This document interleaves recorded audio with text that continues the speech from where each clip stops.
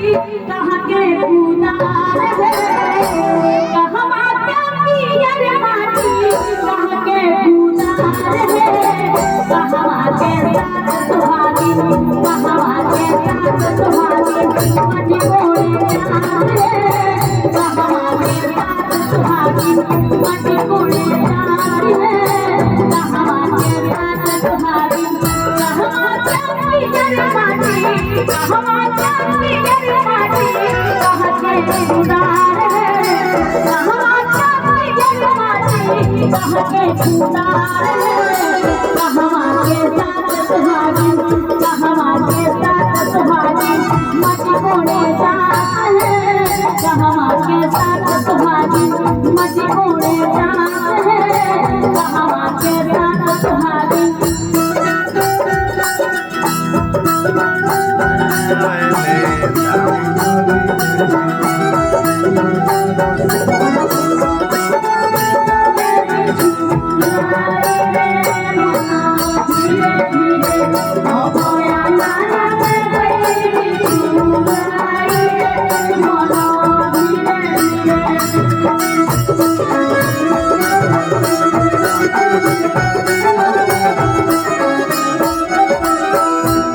बसियाना पियर माटी सुन के उदार है बसियाना पियर माटी सुन के उदार है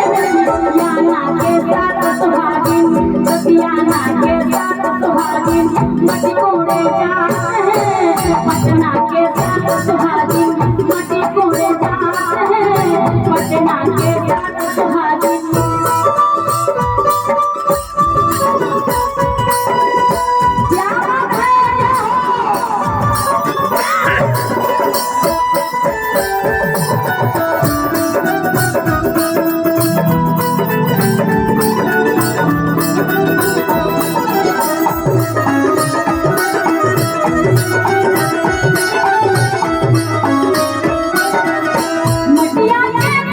मटिया के पूरी पूरी भारत दौड़वा है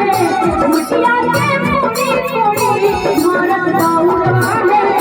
ओही माटी क्यों न सिंझे ओही माटी क्यों न सिंझे तोहरत के भटवा है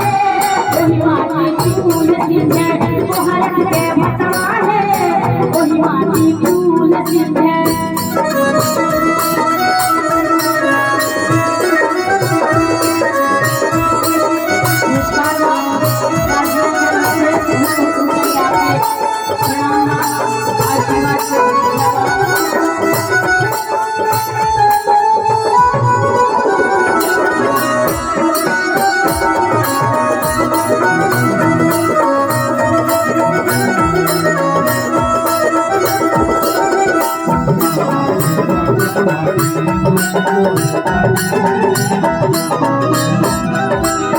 मटिया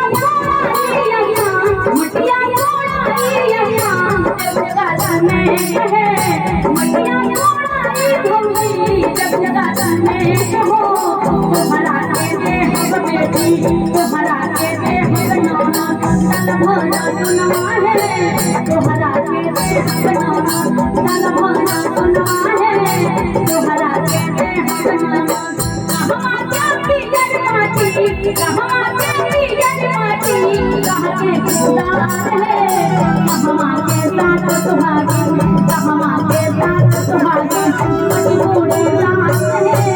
कहवा के साथ सुहागी मटी कोड़े जान है कहवा के साथ सुहागी मटी कोड़े जान है कहवा के साथ सुहागी मटी कोड़े जान है कहवा के साथ मटी कोड़े जान है कहवा के साथ